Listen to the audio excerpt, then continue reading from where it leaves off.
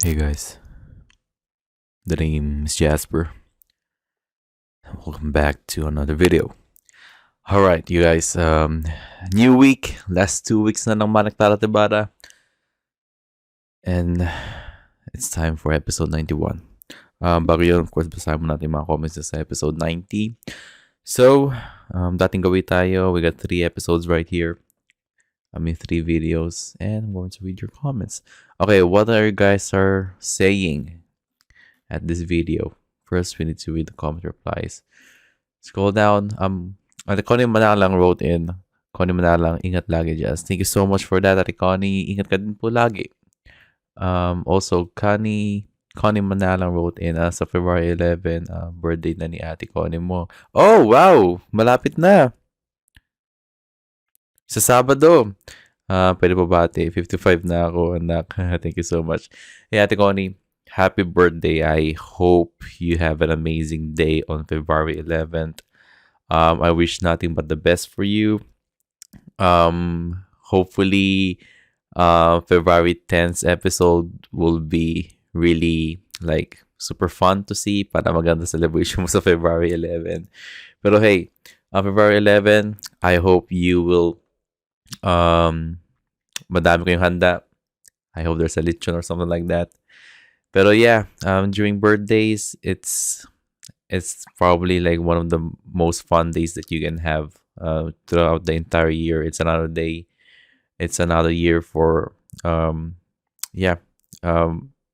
another good day to as an excuse para kumain ng madami. That's why I really love celebrating birthdays kasi that's where I can really eat a lot. And probably that's the only thing that I'm really looking forward to whenever there's a birthday kasi makakain ako na madami. I'm not a spaghetti person, pero I'm a carbonara person. So there's that. And yeah, again, happy 55th birthday, Ate Connie, coming February 11. And again, I wish nothing but the best for you. You have been an amazing part in this community. And hey, I'm just really excited for you. Happy birthday again, and you take care there. Thank you so much for that, Mariconi. Also, Maria Lourdes wrote in, hi, po advance happy birthday po sa inyo. Fiesta rin ng Our Lady of Lourdes of Ibarra. Fiesta din pala. Okay, Arts wrote in, happy 50th advance po, Ma'am Connie Manalang. Alright, you guys. Thank you for celebrating the birthday. Ate Connie's birthday with us. That's awesome. Birthday na naman. Ako, birthday ko sa May pa. So, matagal pa yun. Alright. Artist Sining Art wrote in, I wasn't able to comment early on the previous honest reaction video for episode 89, pero ang parating dulong eksena noon ay medyo nakakapanakit at nakakapangkamot talaga ng ulo nung napakailaman at nawakan ni Padre sa aming libro ng El Filibus at nabasa niya mismo yung titulo nito. Yeah. Again, that's something that I wasn't expecting to happen at all. Like wala talaga sa isipan ko yun. I was expecting the book or novel which Clara wrote with her this time the work to be that kind of level significant and as a source. Oh yeah, that's true. I mean, yung dinala ni Clara yung libro, akala ko lang yung parang, okay yeah, magiging guide niya, parang brochure niya sa mundo ng elf. Di pumasok sa isip ko na, oh nga no, what if may isa sa mga characters makabasa nito? Hindi pumasok sa isip ko yun. Like, at all. Maybe if I try to give myself some time to think about it, baka maisip ko yun, but no, hindi pumasok sa isip ko yun. So, that was pretty significant. Yung nangyari yun, yung nakuha ni Padre Salve, yung mismong libro na yun.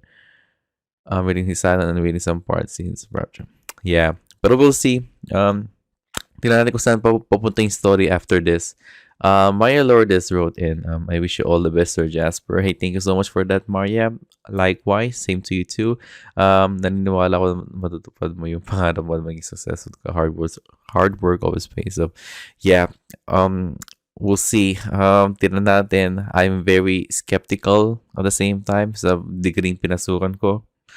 I've been jumping to several majors, pero yeah, we'll see. Tignan natin. Hopefully, nothing but the best will come out from this college thing, even though it's super expensive. Pero we'll see. We'll see next year. Tignan natin kung saan pupunta yung buhay ko.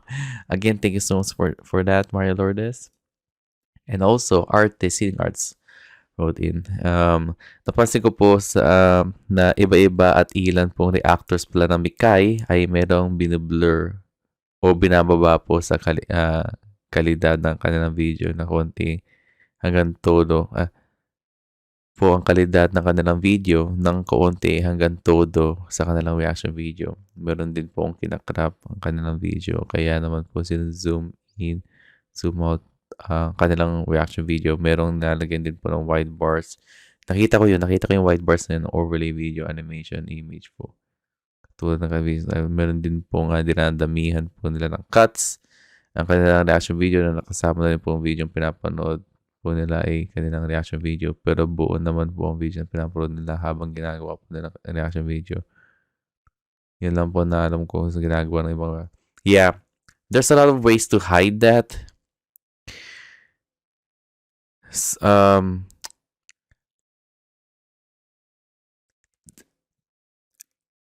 Ito yung mahirap sa whenever you're trying to do a reaction video. Whenever you try to like find a way how to hide it, parang kasi YouTube ang nakaka-detect ng ng mga copyright stuff eh. Nade-detect na YouTube yun eh. Hindi GMA, hindi yung studio na They can manually strike a copyright thing, pero usually it's always YouTube automatic.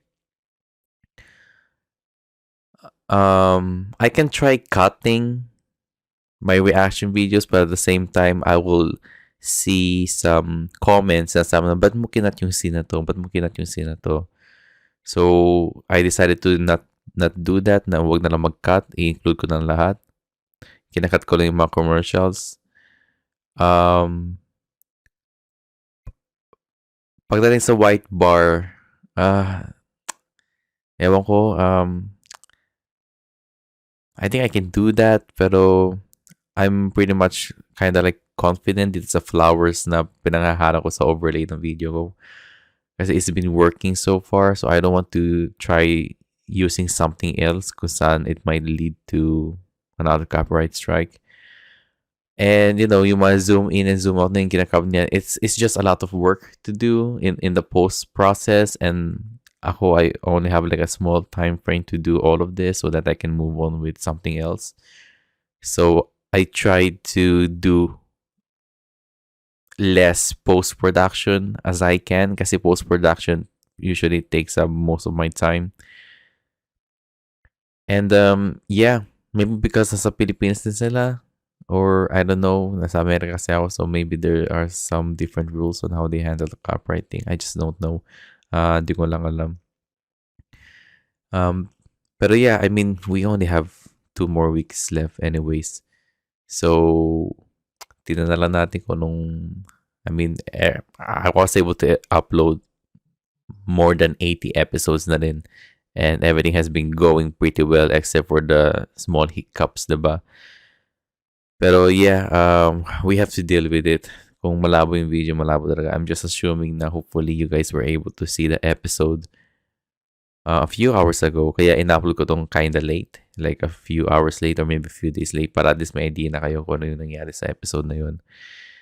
And hopefully you will just yung sound mismo ng episode na lang mag-guide sa inyo kung saan parte na tayo ng pero it's hard. It's really difficult. And yeah, kung tutuusin, I heard na whenever trying to do an honest reaction, something like that, 5 minutes lang of the episode is something that you can see, diba? Pero the fact na medyo malabo yung video kasi ang main point doon ay kailangan yung panoorin yung episode na yun from their own YouTube channel, and hindi nyo dapat panoorin yung episode na yun sa mismong honest reaction ko. The main content of this honest reaction is that's the thing, yung honest reaction mismo, hindi yung mismong episode, diba? If you guys wanted to see the episode, then you guys can watch the episode itself from GMA. Kaya kinaka-copyright nila yun eh. Ayaw na lang makikita na lang pinapanood nila yung pinapanood ng mga audience yung episode from other reactors. Kasi gusto ng GMA mapanood yung episode nila from their own YouTube channel kasi Doon din nila binabase yung analytics nila kung gaano kadaming tao nanonood, yung mga ganun stuff. And at the same time, they can earn money if you guys watch the episode itself on their channel. Kaya, ganun. But anyways, yeah, thank you for leaving that in, Arte. And now it's time to read the honest reaction part here in part 2. Alright, you guys. Arte, Sining Arts wrote in, pwede naman pong magpanggap na lang uli si Clay ng patagoko mo isang makapangyarihang divino o manghuhula. Yeah, tama. Pero intention ng plano niya po. Matulungan at may ligtas daw ang minamahal na kaibigan sa isang karakter sa nobela. Pero por medyo napagbigyan muna sa kanila ang kanilang existential and identity crisis. At ang libo sana ang kaniyang pang-ebidensya sa kanila. Pwede, pero I'm also afraid na since everything happened in the past, baka mabintangan siyang witch or something like that, diba? Para naalala yung episode na si Clay, iba-iba suit niya and she attended a party. And everybody was trying to like kind of despise her, diba? So that could lead to also some challenges for Clay. Baka may patayin pa siya. Lalong-lalo na sobrang maano yung mga tao during that time. Maano sila yung super religious nila, diba? And the fact na diba nagalit si Padre Salvi, yung nilaro nila Ibarra, pati Manay Clara, yung parang hula-hula game dun sa ilog. Nagalit si Padre Salvi dun. So, yeah, I mean, she can do that, pero she can disguise as someone else. Pero as mga hula, I think that's a bad idea though. Siguro ko pong maguguluhan pa rin, may hila sa sakit ng mga ulo. Hindi na din talaga maniniwala ang mga namin kaibigan ng isang karakter niya. Kaniya sinabi pagsasabi masakit sa libro, pang ebidensya ang isang sobrang laki at mas malaki problema nga lang din po. Yeah, yun nga. Pero I mean, she can do that. Pwede siya magpanggap. I mean, she tried at least pretending as a friend. I mean, she is a friend of Simon, diba? Pero discarded na talaga ni Clara ito. I think what's going to save her in the coming episodes is simply Fidel. Fidel is going to save her, and I think the disguise thing is not simply going to work, especially if she's going to pretend as someone na manghula and stuff like that. Alright, thank you for that, Arte. Fed Says wrote in, sa lahat ng mga kabasa ng libro ng Padre Salvi pa talaga. Diyos ko, sana hindi niya matapos basahin yung libro. Ako, feeling ko matatapos niya and sobrang mababaliw siya. Baka maging sisa si Padre Salvi. Pero, hey, that's, yung libro na yon, that's a door to a ton of that will lead us to probably a ton of new surprises or even new ways of telling the El Filibusterismo story. And if you think twist na sinasabi nila alongside with the Elias thing, I think the Elias thing and the Padre Salvi thing with the El Filibusterismo book, I think both of them are very good twists. I really like that. Connie Manalang wrote in, pray na hoping na sana lang magandang ending ng Pilay. Yeah. Ako, sinabi ko na several times, I just wanted nothing but a happy ending sa book na to. If they're going to do a bittersweet ending, then I'm also fine with that. But if they're going to do a very, very bitter ending, I don't know. It will follow the themes of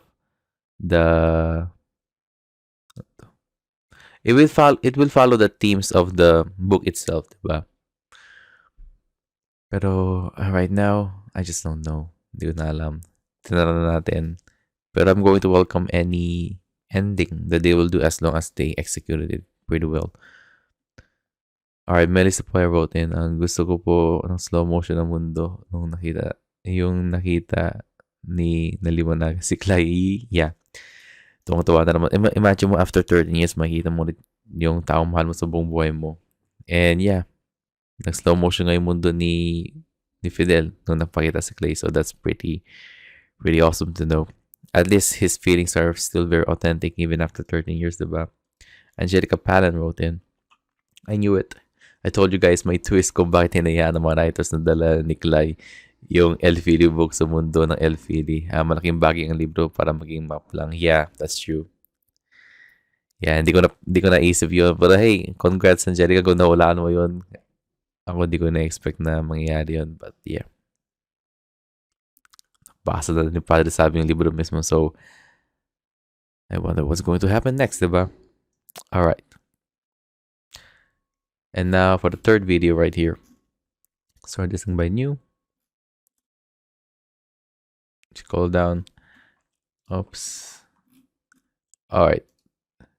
Krisen Jad Laksa wrote in, hi Sir Jasper, first time to comment on your reaction video. Hey, welcome to the community, Krisen.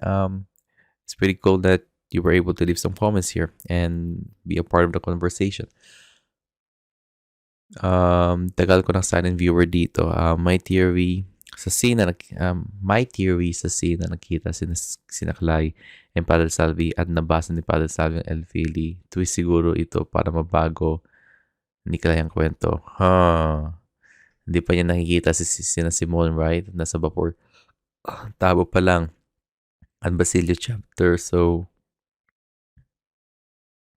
kahit mabasa ni Padre Salvi ang libro, may knowledge na si Clay at pwede niya itong pakialaman. At kapag sinasabi ni Padre Salvi na iisa si Ibarra and Simon, pagtatawanan siya ng mga opisyal.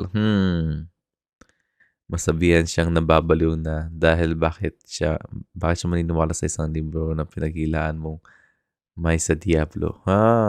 Ewan ko lang. If itong kalalabas ng thank you. You know what? I think you're up to something, Kristen. I think you're right about that.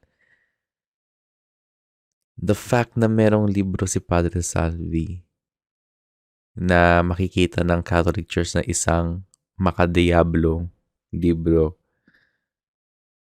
and the fact na i-encourage yung Padre Salvi yung higher class people na Simon at si Ibarra ay iisa lang, I'm down for that. That's a pretty interesting idea. That would also might lead to his to Padre Salvi's downfall if that is the case. Sabi ko earlier, baka maging after mabasa ni Padre Salvi yung buong libro, baka maging sisa siya. What are the chances na that might actually lead to him being a sisa? Mabaliw siya in the coming episodes dahil sa nabasa yung libro. We can see it na parang, diba, na parang na yakap-yakap niya yung sarili niya, diba? Doon sa isang abangan na scene. So I wonder that's the book already affecting him. So yeah, what are the chances, diba? That might actually happen. And I wonder if it is going to happen in the next set of episodes. So, hey Kristen, if ever that is the case, if ever yung kunanito mo dito sa comment might come true, that will be really interesting. I would like to see that. That's an interesting way to tangle up the story of Padre Salvi. And again, yeah, that might lead to a different story, a different outcome para sa Elfili, no? That's really interesting. I like that. I like that theory. And Melissa Puay wrote in, uy, wow, o nga, no? Isang praile na naniniwala sa aklat na inambag ng tao. Labag yung sa tinuturo nila ng sugo ng Diyos. 100%. Yung episode sa Noli noong sinira niya ang aklat ng kapalaran dahil kasalanan daw ito. Galit na galit siya doon. Pero ginawa niya ngayon. Yeah, that's true. At walang masyadong pagbabanggit sa pangalan ni Padre Salvi sa Elfili. Yeah. Hindi nga masyadong nabanggit si Padre Salvi sa Elfili. That's true. Yung nga pwede siyang paratangan na siya mismo ang nagsulat ng libro ng iyon para idiin si Simon Chur. Kaso praile siya, tuso at makapangyarihan. Baka malusutan pa rin niya. Hindi, joke lang. Yoko mag-isip. Yeah, gaya na sabi ng Kristen and Melly, everything will come back to that scene kung saan sinira ni Padre Salvi yung hula-hulang laro ni Mara Clara pati Ibarra, diba, dun sa ilog, and now merong literal na hula na object si Padre Salvi galing kay Clay. So yeah, I wonder if that's going to make some changes, and the fact na tama sabi mo, Melly, na si Padre Salvi hindi masyado na mention sa Elfili book, then what are the chances nga, di ba? It's a good way to expand Padre Salvi's story given na wala siya masyado sa Elfili. Pero I think the writers are up to something right here. I think we're going to see a storyline that is clearly not being expected by book readers like us, Melly. Pero yeah, I'm really curious about this theory that Kristen brought up. I wonder if that's going to be the case in the story. Melissa Poy wrote in, yung libro ng Elfili na dinala ni Clay ay first draft pa lang. First draft. Okay, kung una si Clay lang mag-edit, ngayon dalawa na sila ni Padre Salvi. Google Docs yarn. Pwede. Yung inakala ni Clay na magliligtas sa kanila, ang siya pa lang magiging mitsa ng kapahamakan talaga. Ang hiling ni Padre Salvi na kumuha ng mga bagay na hindi naman sa kanya kupal. Sa Noli, ang sulat ni Doña Pia Alba ang ginamit niya. Dagdag pa yung peking liham ni Ibarra. Tapos ngayong libro naman ng Elf yung kinuha. Yeah,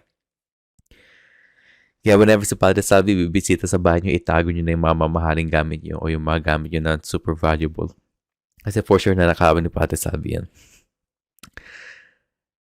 Pero first draft, when you said first draft, parang inassume ko na parang first draft lang ni Jose Rizal yun. Like literal na first draft ni Jose Rizal libro na yun. Kaya baka buhay si Elias and stuff like that. Pero kung first draft in a way na mababago ni Clay yung libro and ni Padre Salvi, then yeah, I guess so. Pero Padre Salvi is at the same time hindi siya mismong totoong character, diba? So basically, it's still going to be Clay's book. Kapag bumalik si Clay sa kanyang mundo, may kita natin pangalan ni Clay mismo sa libro ng Elfili na yun. I'm not sure if we're going to see Padre Salvi's name there.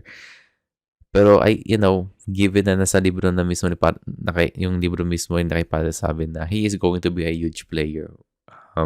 He is going to be a driving force pagdating sa future stories na ikukwenta ng show na to in the coming set of episodes. So, one thing's for sure, there are going to be huge changes, huge shifts from the book itself towards dito sa show na to. And I wonder what changes the writers are going to do in this specific set of episodes. So, thank you for adding that in, Melly. Elevate your socials wrote in. Sa Noli, utak ang pinapagana ni Fidel. While dito sa Elfili, parang mas nakontrol na niya yung emotions niya. Yeah. Emotions na nga yung nakokontrol sa kanya. And it's simply character development. It shows a huge character development para kay Fidel. Which is kind of downside when you think about it. Kasi the fact na Fidel decided to bring his people just to save Clay, and the fact na pwedeng matayang mamatay doon, diba? Nagkaroon ng barilan, diba? So, madami na namatay doon. It's just going to lead to, again, more death. Para lang mailigtas ni Fidel ang kanyang mahal sa buhay, diba? So, I think, for me, even though Clay is has a significant role in the story, because of Fidel's actions, it actually led to some death dun sa barilan na scene na yun. So, that's actually pretty sad to know. Pero hey, again, ang nagkokontrol kay Fidel ngayon ay yung puso niya. So, I wonder how that thing is going to play out in the next set of episodes, diba? So, yeah, thank you for adding that in, Elevate. Padudi wrote in. Okay, tunay na napakagaling ng mga writers nito. Okay, palagay ko ilalahad nila ang Elfili ayon sa tingin nilang totoong gusto mangyari ni Rizal. Sa istorya kung binuhay niya si Elias. Si Elias magiging sentro ng himagsikan at magdadala ng tagumpay nito. Kaya tragic ang ending ng Elfili ay dahil sa karta ni Simon na hindi gusto ni Rizal pero nilikha niya. Pinakita niya na hindi magiging matagumpay ang himagsikan kung ang intention mo ay hindi maganda at punong-puno lang ng galit paghinganti ng puso mo. Oh man, I completely agree with you. I was supposed to, like, when you said this part, I was supposed to tell you na we don't know that kasi clearly patay na si Rizal. Pero since you gave some context, I completely agree with you. I do think, you know what, you're right. I do think if we did have Elias as the main character of El Fili, I do think there's a chance na magiging magandang ending ng El Fili na matagumpay si Elias. Kasi ang intention ni Elias ay ay malinis. Even though it will lead to a lot of deaths, those are sacrifices na kailangan para makamit ang kalayaan ng Pilipinas. Diba?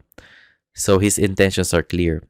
Compare that to Simon, while he kinda wants the same thing, pero the root of those things is basically him wanting Maria Clara back and him wanting to take revenge on the people who wronged him.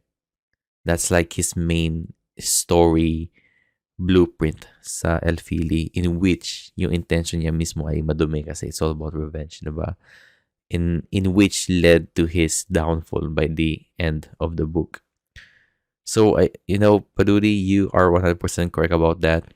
I got nothing else to say. And yeah, I think given na buhay na si Elias dito, at the same time, we also have Simon. I wonder how the writers are going to tell the ending of this story. But I'm really curious to see and to know what it's actually going to be. So, you're right about it, Paduri. I completely agree with you. Alright, Mario Lourdes wrote in, I really agree na si Hernando comedic relief dito. Bagay siyang sidekick ni Fidel. Para na lang kung naabutan niya yung time na parang aso't pusa silang dalawa, na imagine ko yung facial expression. Nasa kay Padre Salvi, sana yung maging effect sa kanya sa pagkabasa niya sa El Fili book ay mabaliw siya or isipin na mababaliw siya. Yeah, you and the other viewers kinda agree with that. Gusto ko maging parang sisa si Padre Salvi. And at the same time, baka nga makita ng mga ibang tao na ba nababalo si Padre Salvi dahil nasa kanya mismo yung libro ng El Fili at nabasa na niya mismo yung buong kwento nito. And I mean, if doon papunta yung story na mababaliw siya, then we're right. Pero if ever the writers are going to tell us a different story and they kinda subverted our expectations, then that will be really surprising too. I'm just here to see whether the storytelling is great and whether they're going to execute the stories pretty well. But you know what? Oops.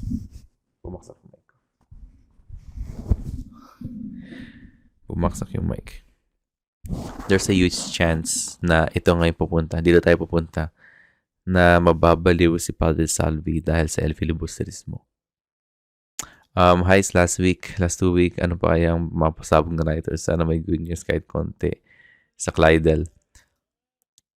I'm pretty sure na in this episode 91, baka maligtas na ni Fidel mismo si Cly. So I'm just really excited to see that. But we'll see. There's still a lot of stories to tell in those 10 episodes. Arte wrote in. Okay. Isang pare sa na naniniwala sa isang libro nung sinabi niya may kinalaman kaugnayan sa grupo ang mga bruhang gaya ni Clay, at tinanong pa niya kay Clay kung kasama rin ba ni Rizal ang grupong ito. Na si Clay naman din para sa kaniyang isang demonyita, Diablo. Magiging mahirap po ito para kay Padre Salvi at para na rin po sa ibang mga tao na mataas sa pagtingin. Respeto sa kanya.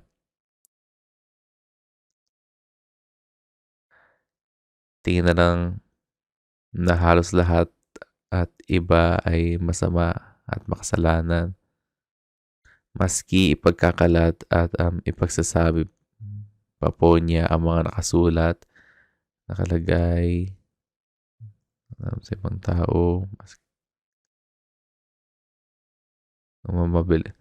maski ipagkakalat at ipagsasabi pa po niya ang mga nakasulat at nang ganun-ganun lang o mabilis, ang problema nga lang talaga ay kung magagamitan niya talaga ang bagong alam at nalalaman niya mula sa librong binasa niya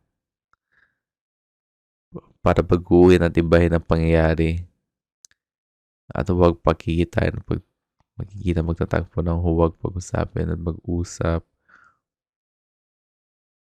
ah Patakip ang mga dapat hulihin at idakip. Alam din po nating tuso at may katalinuhan itong si Padre Salvi. Kaya maski na may posibilidad na mapaya lang siya, di ipaya lang niya ang sarili niya. Kaya siya ng bala.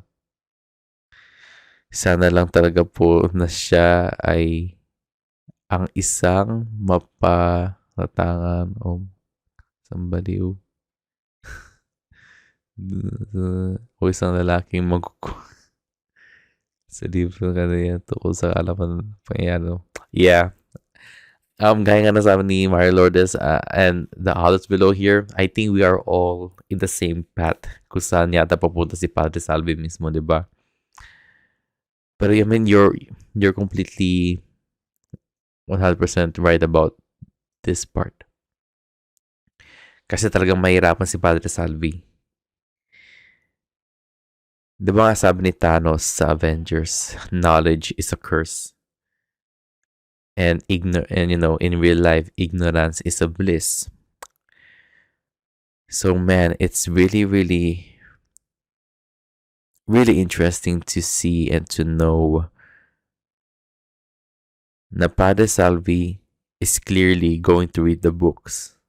And how is he going to get affected by this book itself, diba? There's a lot of ways to tell this story. Pero there is one thing that I think most of us agree na mabaliw nga si Padre Salvi sa kanyang babasahin. But that will lead him to several challenges. Sorry. But yeah, that will lead him to several challenges kasi he is now in conflict, diba, with himself. Whether he's going to like use this curse of a knowledge pa sa kanyang advantage or mananahimik na lang siya and maybe try to plan things out in his own way. Given na isa siyang pare, di ba, mataas din ang respeto ng mga tao sa kanya, mahirap magsabi ng mga ganyan-ganyang bagay galing sa libro na magagaling sa kanya mismo. Kasi some people might think na parang that is very unpraile to say. But yeah, again, the El Filibusterismo book with Padre Salvi can lead to a lot more creative ways of telling the story. I just don't know how. I just don't know how the writers are going to do it. Pero from sa nababase ko sa mga comments, so I think we are all in the same path na baka nga mabaliw si Padre Salvi mismo. Arte also wrote in Mikais no limitang Fidel is Crisostomo. Crisostomo, rational friend here in Mikais El Filibusterismo is no Hernando who is Fidel. Yeah. I mean, kung ako si Hernando, nandyan ako. I would also tell Fidel the same thing na ikamamatay ni Fidel ang pagliligtas niya kay Clay if siya lang mag-isa mismo. And I mean, common knowledge naman yun eh, right? Parang common knowledge naman yun. Ang problema lang talaga kay Fidel, hindi niya nakikita yun kasi ang nasa isip ni Fidel ngayon ay iligtas mismo si Clay. So, clearly, his heart is being the one who's trying to make choices for Fidel and that can lead to a lot of dangers, diba? Ang pagmamahal, will lead to a lot of dangers. That's like the main theme of No Limitangere to begin with, diba? All right. Also, Art wrote in, one of the most powerful thing in our world and even in the world of both Noli and El Filibusterismo, even here in Mikay, is love. Yeah. Kakasabi ko lang a few seconds ago.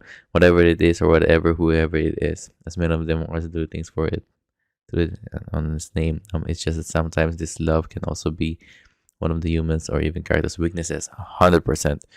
As this love empowers their and motivations, moods, feelings, bodies, actions, most about blur or even block their minds, intellect, thinking. Yeah, that's true. And we were actually able to see all of this in Olimitangare, diba?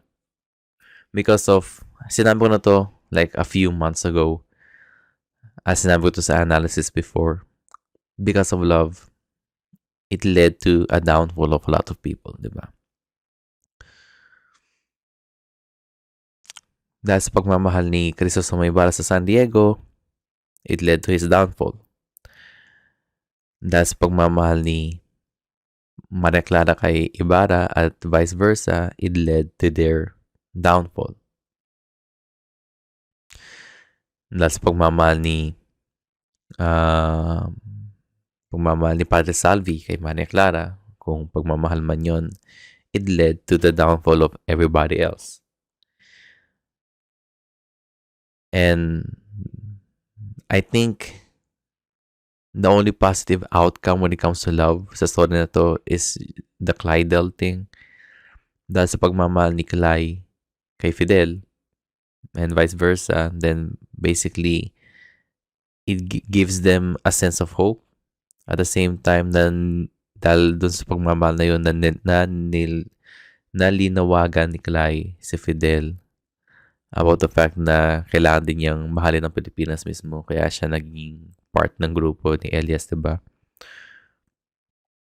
At the same time, dahil sa pagmamahal ni Clay sa mga characters ng Maria Clara de Ibarra, bumalik siya sa El Filibusterismo, in which is a place that is more dangerous than No Limitangere, diba? So yeah, I mean, it's just human nature. Love is just human nature. And when you think about it, love din na magpapalabas kay Kalay, gaya na sabi ni Professor Torres, diba? So that was really interesting. The main theme of both of these books is simply love. And that is something that people might not see in a way, pero at least in this community, we do see it. Na love is simply a main theme and it's the main driving force of all of the characters here. Kasi it's human nature. You can't avoid it. And you're right about that, Arte. And finally, Arte also wrote in, halos lahat na po ng teorya na tungkol sa Mikay ay na-theorize na isip. Nawala at na-expect ko na. At yung iba po na ay totoo nga at nangyari. Yeah, napalabas na sa amin na ipakita na nga. Pero hindi ko rin talaga po materialize ang magiging papel ng libro ng El Fili na nadala ni Clay sa loob mismo ng mundo ng El Fili at ang magiging kaugnayan nito kinalamang Padre Salvi. Yeah, I mean, just like I said, there's a lot of ways to tell the story of Padre Salvi with the El Filibusterismo book. Pero right now, from what I'm seeing from the community, I do feel like the El Filibusterismo book is going to kinda play with Padre Salvi's mind, in which it will lead sa pagkabaliw ni Padre Salvi. That is a stretch, pero that is something that we can hope for para makita naman natin ang downfall mismo ni Padre Salvi. So I'm really, really curious to see that. And yeah, thank you for writing that in. And now it's time to watch the episode, you guys. Thank you for leaving those comments in, and see you guys tomorrow. Goodbye, and see you in part 2. Take care.